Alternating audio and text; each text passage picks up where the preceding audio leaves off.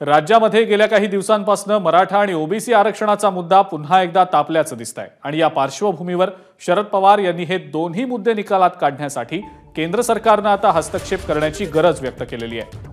मर्यादेबाहेर आंदोलन जाणार नाही, सामाजिक ऐक्याला धोका पोहोचणार नाही याची काळजी घ्या असं शरद पवारांनी सुनावलंय। केंद्र सरकारला या सगळ्यात निव्वळ बघ्याची भूमिका घेऊन चालणार नाही, केंद्र सरकारने पुढे येऊन या सगळ्यावर तोडगा काढला पाहिजे असं वक्तव्य देखील त्यांनी केलंय।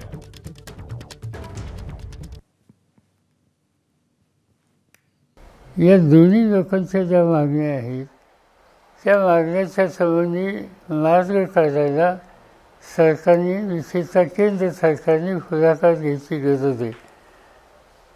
एका मर्यादेच्या बाहेर आंदोलन न जाईल याची काळजी घ्यावी, कारण त्याचा एक सामाजिक तणाव हा निर्माण न होईल याची काळजी घेणं ही सगळ्यांची जबाबदारी आहे।